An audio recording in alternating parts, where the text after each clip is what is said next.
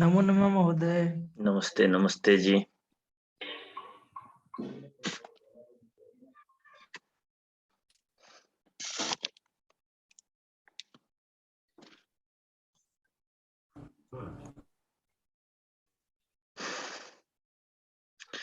वंशी विभूषित करा नवनीरदाभात पीतांबरादरुण बिंब फलाधरोष्ठात् पूर्णेन्दु सुंदर मुखादरविंद नेत्रात् कृष्णात् परम किमपि तत्त्वमहं न जाने। अतुलित बलधामं स्वर्णशैलाभदेहं दनुजवनकृशानुं ज्ञानिनामग्रगण्यं सकलगुणनिधानं वानराणामधीशं रघुपतिप्रियभक्तं वातजातं नमामि। हमारे लिए सुबह उठ के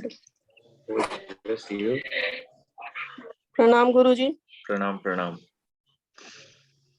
आज की कक्षा शुरू की जाए। संधि के ऊपर में चर्चा करेंगे। प्रणाम गुरुदेव। नमस्ते जी नमस्ते। मैं जब पढ़ा करता था ना, तब इससे भी सुबह में जाया करता था गुरु जी के पास पढ़ने के लिए। प्रणाम गुरुजी। प्रणाम प्रणाम।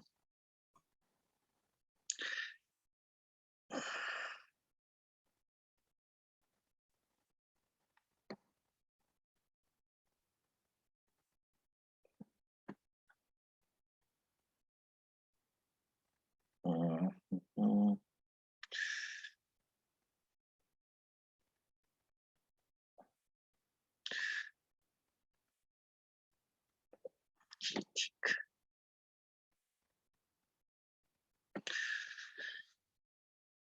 जैसा कि आप लोग जानते हैं कि संस्कृत में या हिंदी में भी, भारतीय भाषाओं को लीजिए तो वहां एक संधि होती है।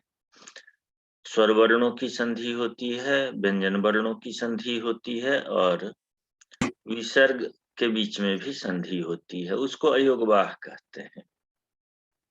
जो बिना स्वर के न रहे उसको अयोगवाह कहते हैं। विसर्ग भी उसमें आता है। ये तीन प्रकार की संधियां मुख्य होती है। स्वर वर्णों की संधि के बारे में रामायण में कहाँ-कहाँ स्वर वर्णों की संधि आई है, इस पर थोड़ा सा यहाँ देख लेते हैं। स्वर वर्णों में पहले वर्णों को पहचान लेते हैं। अ है, ई है, उ है, री, रुई, ए, ऐ, ओ, औ। ये मूल स्वर हैं। मूल स्वर तो यहाँ री तक ही है और ये संयुक्त स्वर हैं, ए, ऐ, ओ, औ। ये स्पष्ट हो जाएगा आगे जब हम गुण और वृद्धि को पढ़ेंगे तब। लेकिन कुल मिलाकर के यदि देखा जाए तो अ, ई, उ, री और री इतने ही स्वर होते हैं और इसी का विस्तार है ए, ऐ, ओ, औ। ये स्पष्ट हो गया कितने स्वर वर्ण हुए? 5 को केवल याद रखना है। अ, ई, उ, री, री। अंग्रेजी में कितने स्वर होते हैं? 5। लोग कहते हैं कि हिंदी और संस्कृत में वर्णों की संख्या अधिक है, अंग्रेजी में कम है, इसीलिए अंग्रेजी सरल है। यही लोग समझा देते हैं ना महोदय, यहाँ समझाया जाता है ना, हिंदी में 1 और अंग्रेजी का 2 बराबर होता है। वो तो लिखने में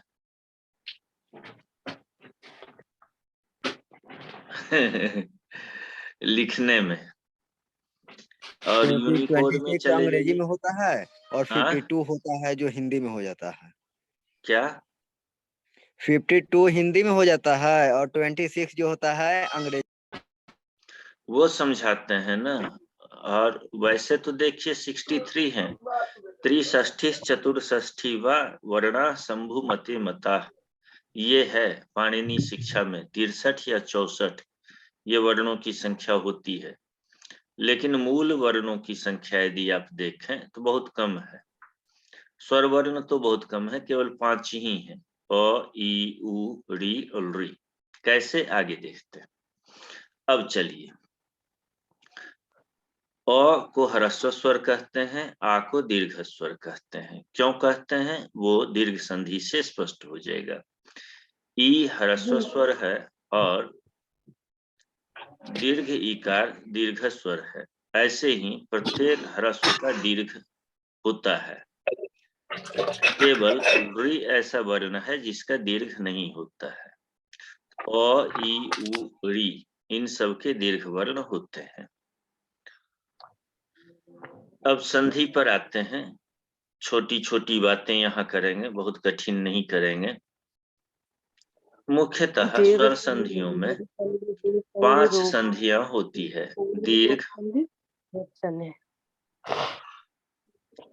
दीर्घ संधि, गुण संधि, वृद्धि संधि, अयादि संधि और पूर्व रूप संधि।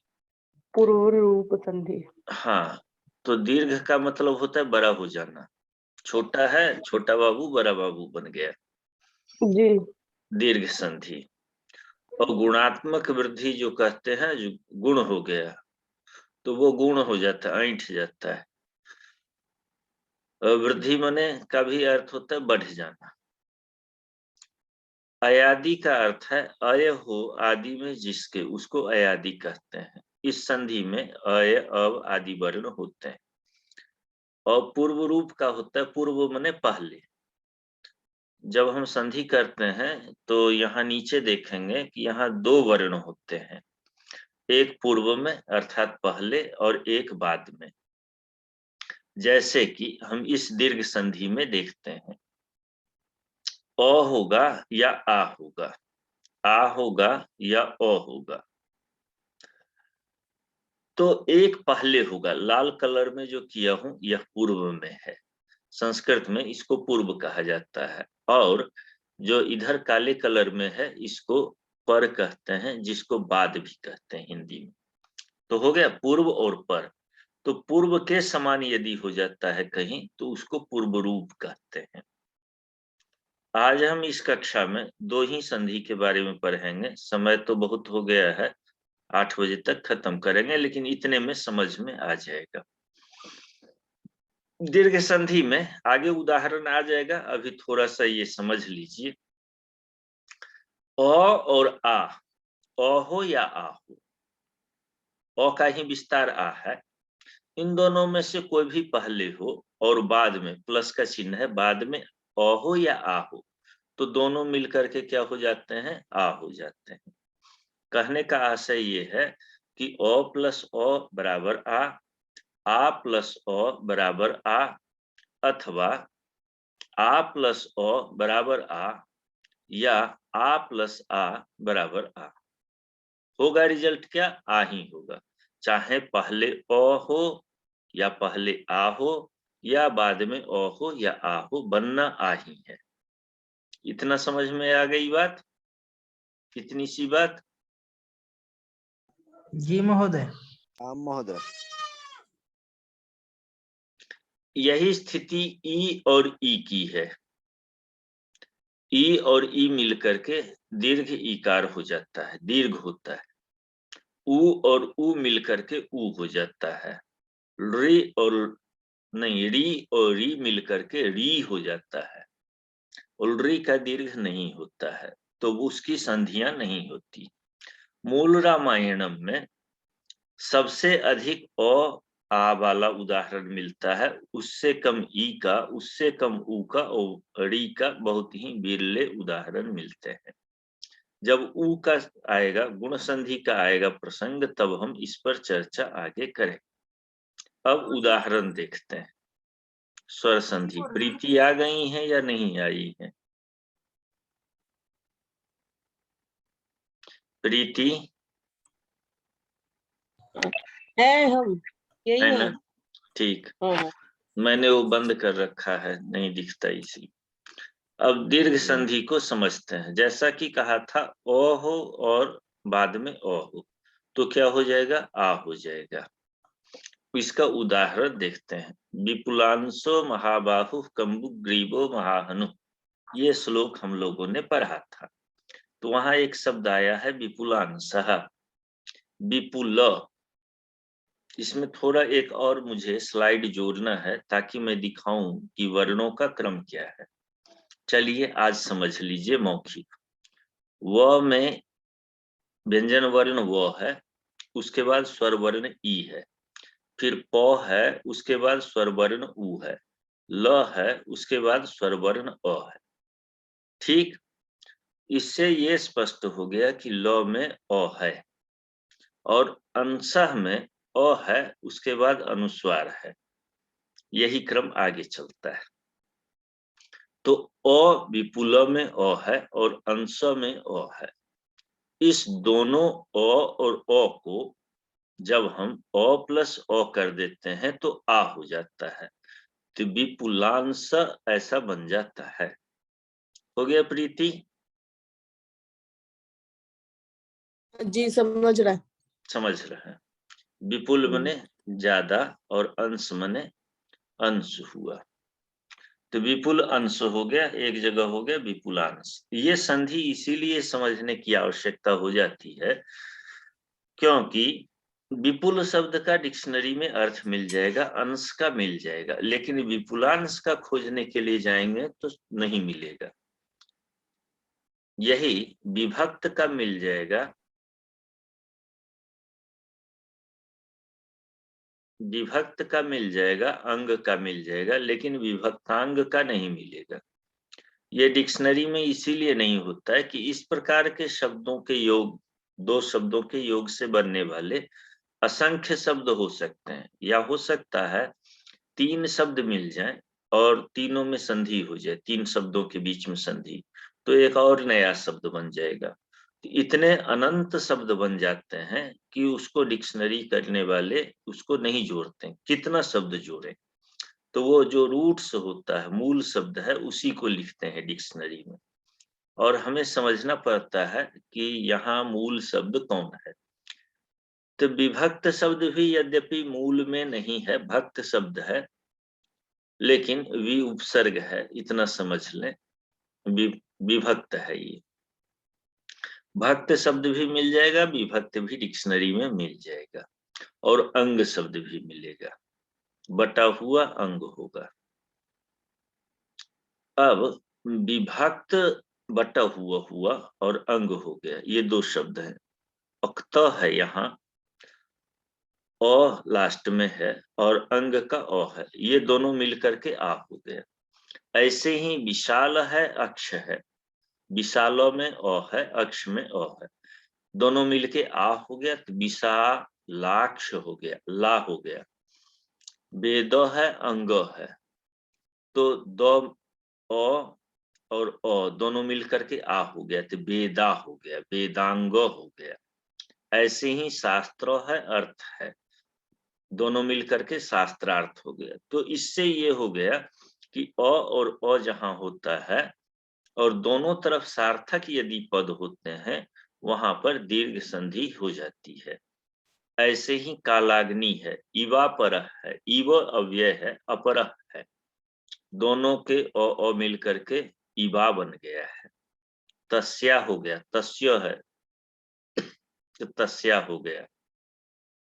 यूं ही च है, अपी है, चापी है। तो ये सारे शब्द आपको तस्याभिषेक संभारान वहां मिलेगा, तस्य अभिषेक, रामस्य अभिषेक, ये वहां ईव पर का मिलेगा। मतलब जी ईव हाँ, सत्य धर्म इवा परह। नहीं, उसका मतलब क्या ईव का? इव मने जैसा, अपरह मने दूसरा, अच्छा, धर्म के समान दूसरा। और यहाँ अकेले च है, च का क्या मतलब होगा? च मने और तस्य का?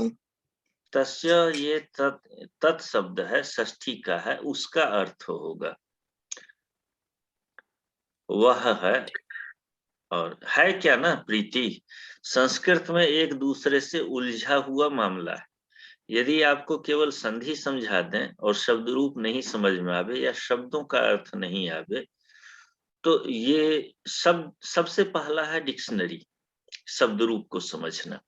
और यदि मैं 1 मिनट में यहाँ डिक्शनरी खोल लेता हूँ और आपको एक एक शब्द दिखा देता हूँ, जैसे इंग्लिश से समझना चाहेंगी या किससे? दुर्भाग्यपूर्ण ये स्थिति है कि अभी ऑनलाइन डिक्शनरियों में मुझे संस्कृत टू हिंदी डिक्शनरी नहीं दिखा है online. Sanskrit to English dictionary है, मैं खोजता हूँ, मिल जाता है तो दिखा दे रहा हूँ। वहां जब काल शब्द देंगे तो हिंदी अर्थ मिल जाएगा। एक मिनट में कोशिश करता हूँ, मैं स्टॉप करता हूँ शेयर करना और मैं चलता हूँ वहां पर डिक्शनरी दिखाता हूँ। मैंने कल 2 डिक्शनरी शेयर किया था वहां व्हाट्सएप ग्रुप में। एक था वाचस्पत्यम शब्दकल्पद्रुम और हलायुध कोश उसमें है, संस्कृत टू संस्कृत डिक्शनरी, और दूसरा आपटे की डिक्शनरी है ऑनलाइन वो। तो मैं देखता हूं कि कहीं संस्कृत टू हिंदी डिक्शनरी है या नहीं। 1 मिनट।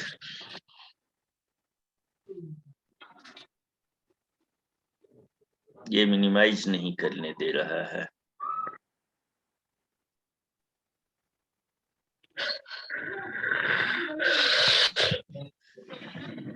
कोई बात नहीं गुरुजी, बाद में बाद में देख लेंगे, बाद में देख हमारे लेंगे वजह से हम। सब लोग रुके हैं ना।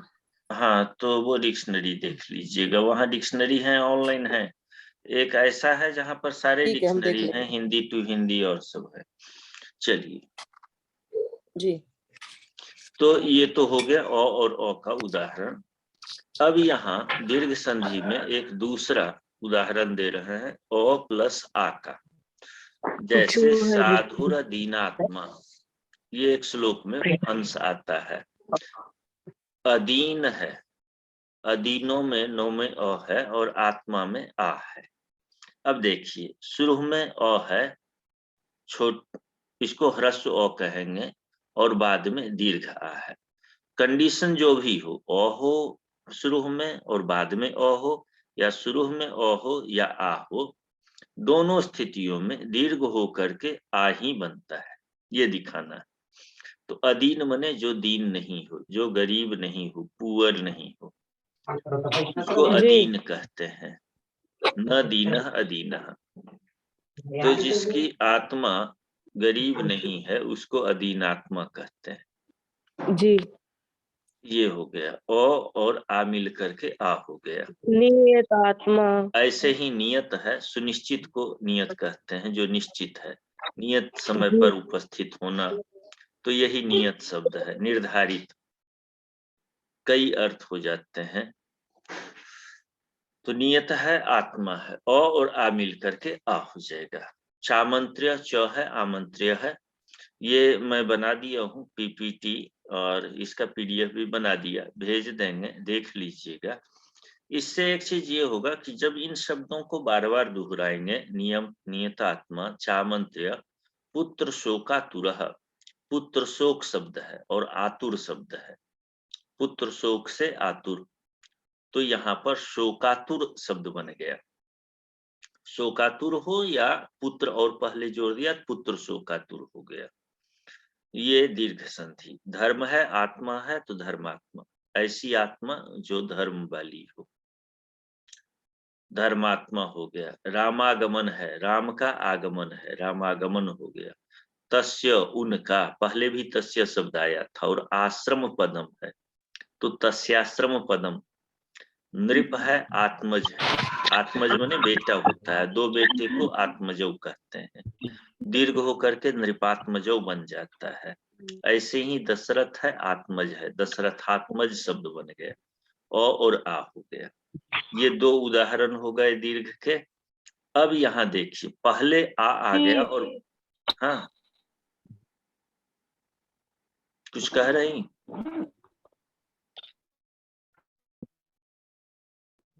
चलिए, अब आ पहले आ गया और अ बाद में, तब भी आ ही होगा। जैसे सर्वदा विगत सद्भि समुद्र इव सिंधु भी एक श्लोक है, तो वहां सर्वदा विगत शब्द है। सर्वदा में दो में आ की मात्रा है और अभिगत जो है इसमें अ है। आ और अ मिल करके आ हो गया है, सर्वदा अभिगत है। सर्वदा मने हर हमेशा, अभिगत मने चला गया। भार्या, भार्या का अर्थ होता है पत्नी, वाइफ, और अथ मंगलवाची पद है, अथ का अर्थ होता है प्रारंभ, शुरू करना। जी। तो भारिया अथ, शुरू में भारिया में या में आ है और अथ में अ है। आ और अ मिल करके आ हो गया, भारियाथ हो गया। ऐसे ही प्रविश्यतु महारण्यम रामो राजीव लोचन, ये सब आगे श्लोक आएगा। तो महारण्य कहते हैं विशाल अरण्य, जंगल को। महा में आ है और अरण्य में अ है, आ और अ मिल करके आ हो जाता है। तो ये सभी इतने शब्द आपको मिलेंगे आगे जा करके, सर्वदाभिगतः, भारियात, भारियात और महारण्यम, आ प्लस अ, ये जी और प्रश्न है हाँ जी गुरुदेव, जो पूछना ये था, महारण्यम यही है ना शुद्ध उच्चारण? महाअरण्यम, महाअरण्यम। हाँ अलग अलग पढ़िए तो शुद्ध उच्च। अरण्यम, अरण्य बोलिए, अरण्य। अरण्यम, अरे अरण्यम, पहले महाअरण्यम, अरे ठीक है ना? जी तो गुरुदेव यहाँ से फिर एक प्रश्न और आ गया है मेरा। जैसे कि गायत्री मंत्र में तत्सवितुर वरेण्यम होगा कि वरेण्यम होगा? ना का नकार का वरेण्यम, शब्द है? वरेण्यम, वरेण्यम, हाँ डकार वरेण्य शब्द है। जी जी, डकार वाला आएगा। अणो, हाँ टकार वाला है। जी जी जी, ना तो नहीं आएगा गुरुदेव? न नहीं आएगा। देखिए नो, और आपको एक छोटा सा ये दीर्घ संधि बता दूं, समय कम होता है यहाँ, मैं आपको बता दूं। जहां र के बाद नो होगा अथवा मूर्धन्य स के बाद नो होगा, वहां पर नो न हो करके अणो हो जाता है। ये ग्रामर का नियम है, ठीक। वरेण्यम में र के बाद ए आता है और नो आता है, तो नो जो है वह अणो में कन्वर्ट हो जाता है, बदल जाता है। जी। इसका एक सूत्र है अटकुपांग नुम व्यवायपी। पहला सूत्र है रसाभ्याम नोण समान पदे, रेफ अर्थात र और मूर्धन्य श के बाद न, यदि नकार हो तो उसको णकार हो जाता है। ये सामान्य नियम है और इसी का विस्तार है। अट एक प्रत्याहार कहा जाता है, अ ई उ रील री, ये सारे स्वर वर्ण होते हैं, अ या व, इतना व्यंजन वर्ण, सभी स्वर ह या व। ये शब्द यदि बीच में भी आ जाए, एक आए या एक से अधिक वर्ण आ जाए, और उसके बाद र के बाद ये सारे वर्ण में से कोई भी वर्ण आए या अधिक ज्यादा वर्ण आ जाए, उसके बाद नो हो, तो उस नो को णो हो जाता है। जैसे यहाँ र के बाद अ है तो स्वर वर्ण है, और नो है तो नो को णो कर दिया, अरण्य हो गया। वही वरेण्य में र के बाद ए है, स्वर वर्ण है, और नो है तो णो हो जाता है, वरेण्य ऐसा हो जाता है। स्पष्ट हो गया? जी गुरुदेव, एक बार उच्चारण सुन लीजिए थोड़ा सा। हाँ, तत्सवितुर्वरेण्यम, वरेण्यम, तत्सवितुर्वरेण्यम, वरेण्यम, वरेण्यम। ऐसा है ना। अणो का उच्चारण स्थान मूर्धा है। जीव जी को जब ऊपर के मूर्धा में सटाएंगे, हाँ यहाँ ऊपर में जा करके, तो उच्चारण सही हो जाएगा, और यदि उसको दांत से सटाएंगे तब नहीं हो पाएगा। तो जीव को ऊपर की ओर सटाएं तो उच्चारण हो जाए, वरेण्यम, वरेण्यम। वहां ठोकर मारना है मूर्धा में। वरेण्यम। अभ्यास से आएगा वरेण्यम। ये जब जी बचपने में नहीं पढ़ा जाता है ना, तो थोड़ी कठिनाई आती है बाद में उच्चारण करने में। बच्चे में जल्दी सीख जाते हैं, अभी भी सीख लेंगे, बस कोई जी सामने बैठ के आपको इसको बार बार बुलवाए, या आप खुद साउंड को एक बार सुनिए और उसको बार बार फिर वैसा ही बोलना सीखिए जैसे तोता सीखता है। जी जब एक पक्षी मनुष्य का आवाज निकाल सकता है, तो मनुष्य क्यों नहीं निकाल लेगा मनुष्य की आवाज? हो जाएगा, लेकिन अभ्यास की आवश्यकता है। वरेण्यम, वरेण्यम, अरण्यम हो गया, सही उच्चारण है। वरेण्यम। तो आगे बढ़ लें। जी ऐसे गुरुदेव। ही आ और आ मिल करके आ ही होता है। जैसे कौशल्या नंदन, सुमित्रा नंदन, ये कहते हैं कौशल्या माता का नाम है, सुमित्रा माता का, और आनंद आगे शब्द है। कौशल्यानंद वर्धनः, सुमित्रानंद वर्धनः, ऐसे शब्द आते हैं। कौशल्या के आनंद को बढ़ाने वाले, सुमित्रा के आनंद को बढ़ाने वाले। कौशल्या में या में आ है और आनंद में आ है। आ और आ मिल करके आ हो जाता है, तो कौशल्या नंदन हो जाता है। ऐसे ही सुमित्रा नंदन हो जाता है। हो गया। तो दीर्घ संधि का मतलब हुआ कि पहले अ हो या आ हो और बाद में अ हो या आ हो, दोनों मिल करके आ ही होगा। ऐसे ही स्थिति ई की होती है। पहले छोटी ई हो या बाद में छोटी ई हो। जैसे अ का पढ़े थे वैसे ही ई का भी पढ़ लीजिएगा। लेकिन मूल रामायण में ई का एक ही उदाहरण आता है, हरीश्वर। पहले छोटी ई की मात्रा और बाद में बड़ी ई की मात्रा आई है और दोनों मिलकर के बड़ी ई हो गया है, हरीश्वर ऐसा बन गया है, हरीश्वर। वही स्थिति उकार की, पहले छोटी ऊ बाद में छोटी ऊ हो, या शुरू में छोटी ऊ हो बड़ी ऊ हो, बाद में छोटी ऊ हो बड़ी ऊ हो, ये मैटर नहीं करता है, बनेगा तो दीर्घ उकार ही बनेगा। जैसे बहुदकाह, बहु है उदकाह है, बहु में छोटे ऊ की मात्रा है, उदकाह में बड़े ऊ की मात्रा है, छोटे ऊ की मात्रा है। तो पूर्व में भी छोटा ऊ है और बाद में भी छोटा ऊ है, दोनों मिलकर के बड़ा ऊ हो गया। बहुदक में दीर्घ उकार की मात्रा लिखते हैं, तो बहुदकाह हो गया है, बहुदकाह। बहुदकाह। प्रविश्यतु महारण्यम रामो राजीव लोचन, वो बहुदकाह शब्द अभी पंपा तीरे हनुमता संगतो वानरेण हो, कहीं है बहुदकाह शब्द है, वो हमें सेंटेंस उठ नहीं रहा है, याद नहीं हो पा रहा है अभी। बहुदकाह शब्द आएगा। और उदाहरणों में अब तो वहां तो एक एक रूल बताया, यहाँ आप बताइए प्रीति क्या हुआ है। जनकात्मजाम, अ और आ है, अ और आ है, क्या हो गया, अ और आ मिल करके आ। जनकात्मजम, जनकात्मजाम, आत्मजाम है ना, आत्मजाम। जनकात्मजाम। अब आगे बताइए, निवेदयित्वाभिज्ञानम। उधर पहले आ है फिर अ है। हाँ, तो क्या हो गया यहाँ, निवेदित्वाभिज्ञानम। पहले अलग अलग बोलिए, निवेदयित्वा, निवेदित्वा अभिज्ञानम, निवेदयित्वा, निवेदित्वा, निवेद पर रुकिए, निवेदयित्वा, निवेदित्वा, हाँ, और अभिज्ञानम, अभिज्ञानम।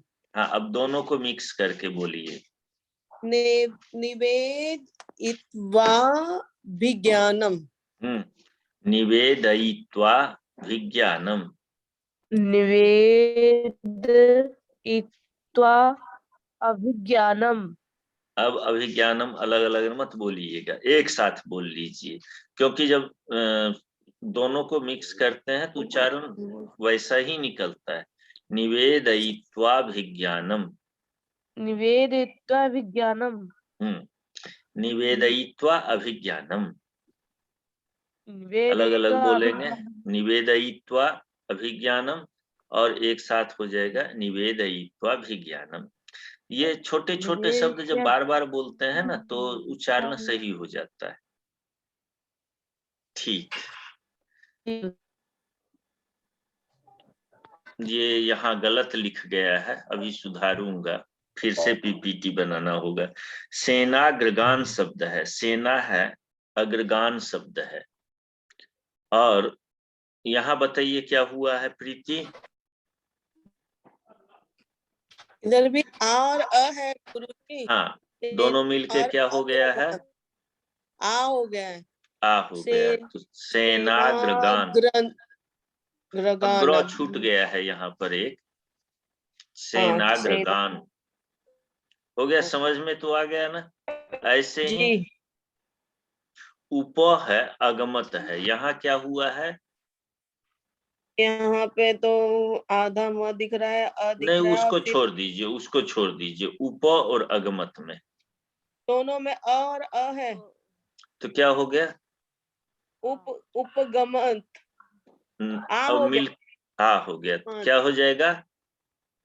सु समों को छोड़ सम दीजिए, सम को छोड़ दीजिए, उप अगमत अच्छा कर देंगे। क्या बनेगा? उप उपागमत। उपागमत। सही आप आ गई हैं। और उ जो है मोह में मिल जाएगा, तब क्या होगा? ऊ में म मिल जाएगा। ये जो उपागमत उप है, ये उ हाँ सम वाले मोह में मिल गया तो क्या हो जाएगा? समूह तो बन बड़ा जाएगा। ऊ होना चाहिए ना। नहीं नहीं, समूह। ये हलंत दिया हूं ना, अच्छा मोह में हलंत वर्ण लगाया हूं ना। तो समूह हो जाएगा, समूह। हाँ, तब तो यहाँ पर वो हो जाएगा ना, मिल हाँ जाएगा ना। केवल वर्ण संयोग होना है। हल वर्ण में व्यंजन, इस अच्छा व्यंजन वर्ण में ये स्वर वर्ण मिल गया। हाँ तो ऊ हो गया। हाँ, वही तो बताना है। यदि प में अ अलग लिख देंगे और मिल गया तो पूरा प हो गया। वैसे ही मो में उ मिल गया तो मुंह हो गया, समूह हो गया। जी जी ठीक। जी इसीलिए ये दिक्कत क्यों आ रही, समझ रही? हमारी गलती है। हमने शुरू में एक स्लाइड ऐसा नहीं बनाया कि आपको बताऊं कि ये स्वर व्यंजन वर्ण है और ये स्वर वर्ण है। स्वर और व्यंजन के मेल को नहीं दिखाया। संस्कृत शिक्षण पाठशाला लिखा हूं, वहां पर किया हूं इस काम को। ये झटपट का काम है, इसीलिए ऐसा हो गया। रात में तैयार किया हूं। धन्यवाद। अब आगे चलते हैं। या आज दीर्घ संधि कंप्लीट हो गया? कहीं क्वेरी तो नहीं है? अभी नहीं किया। इसको करेक्ट कर देंगे तो दे देंगे। दो जगह गलतियां, एक जगह समझ अग्रगान में एक जगह है गलती, और एक और स्लाइड जोड़ देंगे। अब आ गए गुण संधि। एक जब सिद्धांत समझ में आ जाता है ना तो पैटर्न वही होता है। अब गुण संधि में देखते हैं। हाँ। गुरुजी एक प्रश्न है। हम्म। ये इसके पहले वाली जो स्लाइड जो लास्ट में है समूपा, इसमें वीडियो जरा 1 मिनट से आवाज कम सुनाई पड़ रही है। अच्छा 1 मिनट रुकिए, 1 मिनट। मैं घर में अब खटपट शुरू हो गया ना, वॉशिंग मशीन सब चलने लगा है। आपको भी सुनाई पड़ रही होगी। नहीं नहीं, मुझे नहीं आ रही आवाज।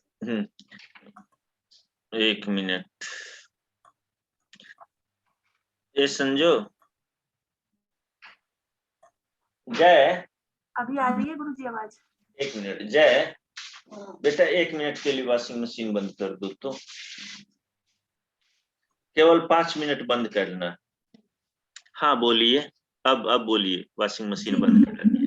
हाँ गुरुजी ये जो सम और प्लस उप था, हाँ, तो इसमें जो म है ये व्यंजन हो गया और जो ऊ है ये तो स्वर ये स्वर वर्ण हो है। गए। तो व्यंजन और स्वर दोनों मिलके भी दीर्घ संधि बनते हैं? नहीं, होता क्या है कि बिना स्वर की सहायता से व्यंजन वर्ण का उच्चारण करना संभव नहीं है। जी जी चाहे पहले स्वर वर्ण हो या बाद में स्वर वर्ण हो, तभी व्यंजन वर्ण का उच्चारण हो सकता है। तो जितने व्यंजन वर्ण हैं सभी में स्वर लगा हुआ है। जैसे मैं ये दिखा रहा हूं आपको, ये अब सेना को ही लीजिए। 100 में एक ही मात्रा है। जी ठीक,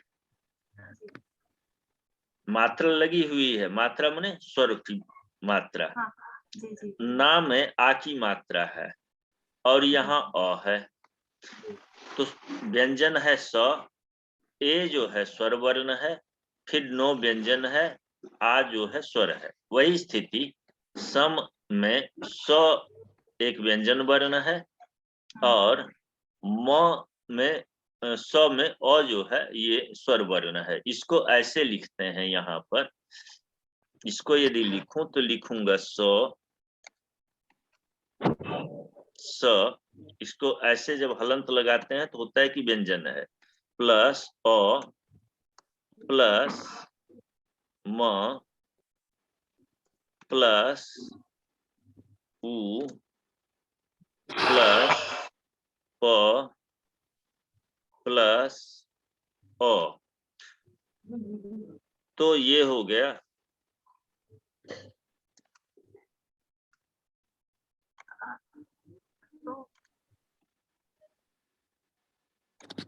ये। तो सम उप को मैं लिखा हूं। ये हो गया, 100 में अ मिल गया 100 हो गया, मो में उ मिल गया समूह हो गया। अब अ प में मिल जाता है तो ये हो गया समूह प। हो गया? इतना स्पष्ट हो गया? जी गुरुजी, ये संधि तो समझ आ रहा है, मतलब इससे हम क्या दीर्घ संधि नहीं मानते हैं इसको? ये जो स नहीं, और म। यहाँ वर्णों देखिए, स्वर वर्णों की संधि होगी तभी न दीर्घ संधि होगी। यहाँ स्वर वर्णों की संधि, ये तो वर्ण मिल गए हैं ना। ये अ जो है 100 में मिल गया है। दीर्घ तब होगा जब दो स्वर मिलेंगे। यहाँ दो स्वर तो मिले नहीं है, एक व्यंजन एक स्वर है। और ये स्वाभाविक है कि व्यंजन वर्ण में स्वर मिलेगा ही मिलेगा, नहीं तो व्यंजन का उच्चारण नहीं होगा। उसमें कोई अतिरिक्त वृद्धि या गुण ऐसा कुछ बढ़ोतरी नहीं होती, कुछ परिवर्तन नहीं होता है। हो गया स्पष्ट? जी अब गुरुजी, आज की कक्षा यहीं रोके, कल गुण संधि देख लेंगे। हाँ महोदय। जी ठीक। गुरुजी हाँ जी, जी जी गुरुदेव। कल गुण कल संधि देख लेंगे, जी गुरुदेव। छोटा सा है। जी गुरुदेव, प्रतिदिन चलेगी कक्षा? हाँ, प्रतिदिन ये चलाएंगे, सुबह सुबह 10 दिन चलाएंगे, पूरा हो जाएगा इसी में। जी फिर पूरा हो जाए तो हम संस्कृत पढ़ सकते हैं अच्छे से गुरुजी। ठीक। कुछ आता है और गुरुजी जो है ना, ऐसे तो पूरा का पूरा समझ में आ गया A to Z। गुरुजी हाँ जी, प्रतिदिन 7:15 से ही चलेगी ना? हाँ सुबह 7:15 बजे। जी गुरुजी, धन्यवाद। लिंक धन्यवाद। अपना यही रहेगा ना? लिंक यही रहेगा। जी गुरुजी पीपीटी भी भेजेंगे क्या इसकी? हाँ, पीपीटी थोड़ा और सुधार दूं इसको, एक और पीपीटी जोड़ देता हूँ तब भेज दे रहा हूँ। जी ठीक गुरुजी, प्रीति, गुरुजी। जी गुरुजी, भारत का सुप्रभातम आपको। आपको सुप्रभात, हमारा शुभ रात्रि। कल है ना, कल भी हम आएंगे, क्योंकि कल भी हमें ना आएंगे। कल छुट्टी है हमारा, तो सुबह का क्लास अटेंड करेंगे। ठीक, तब आपको यहाँ का बर्फ दिखाएंगे, कनाडा का। ठीक है, अभी धन्यवाद। गुरुजी, हाँ गुरुजी, आपके हाँ यहाँ अभी टाइमिंग क्या हो रहा होगा? हमारे यहाँ बज रहा है पूछना था। हाँ 9:25। 9:25 रात्रि। रात्रि हो रही है आपके यहाँ? ऐसा है, जी तू व्हाट्सएप कॉल करके प्रश्न पूछ लेना। ये लिंक मुझे बंद करना है, 8 बजे तक क्लास चलेगा इस पर ऑनलाइन। जी, इस बिल्कुल लिंक महोदय। पर संभाषण की कक्षा चलती है, फ्री में लोग संस्कृत बोलना सीखेंगे। हाँ पूछ लो जल्दी में। हाँ, ये जो ऋ शब्द है कौन? स्वर में, तो वो संयुक्त अक्षर नहीं है? मैं डॉक्टर सीमा। हाँ, क्या क्या पूछ रही हैं? जो ऋ है, हाँ लृ। हाँ जी, वो हाँ संयुक्त अक्षर नहीं है? नहीं नहीं, आपको मैं फिर से ये शेयर स्क्रीन करके दिखाता हूँ। दरअसल है क्या ना, आप लोगों को एक भ्रम हो जाता होगा कि ल में री की मात्रा लगी हुई है। वस्तुतः ऐसा है नहीं, लृ एक अलग वर्ण है और इसे लिखा भी अलग ढंग से जाता है। मैंने जो लिखा है वो एक्यूरेट है, और बाद बाकी जो लिखते होंगे, सही लोग ज्यादा लिखते हैं जिनको इसके बारे में जानकारी है। ये देखिए, ये लॉ में री नहीं है लगा हुआ, यहाँ पर ये दिख रहा है आपको, ये लॉ में री की मात्रा नहीं है यहाँ। लॉ, ये री अलग से, ये एक वर्ण है, ये स्वर वर्ण है, और जब लॉ में री की मात्रा लिखेंगे तब वो हो जाएगा वैसा। ठीक, उसको यूं लिखेंगे, ये मैं लिख करके दिखा देता हूँ। ये देखिए,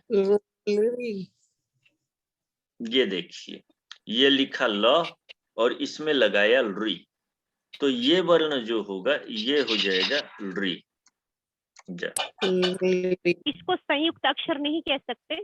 ये संयुक्त अक्षर है ही नहीं, ये स्वर वर्ण है। ये हो गया री। देखे दोनों में अंतर आया कि नहीं आया? बनेंगे दोनों वर्ण में अब अंतर देखिए।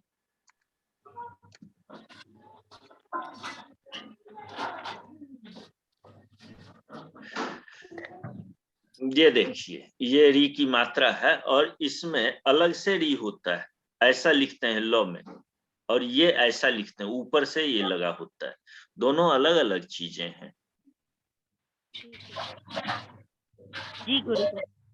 ये जो री है, ये इसके ऊपर में महाभाष्य में काफी चर्चा आई है और इसका प्रयोग बहुत कम देखने को मिलता है। महाभाष्य संस्कृत का सबसे सिद्धांतवादी ग्रंथ है, वहां एक एक वर्णों के ऊपर चर्चा आई है। तो कहा कि जब इसके प्रयोग ही नहीं है, ऐसे कोई उदाहरण नहीं मिलते हैं, तो इसको क्यों रखा गया स्वर वर्णों में?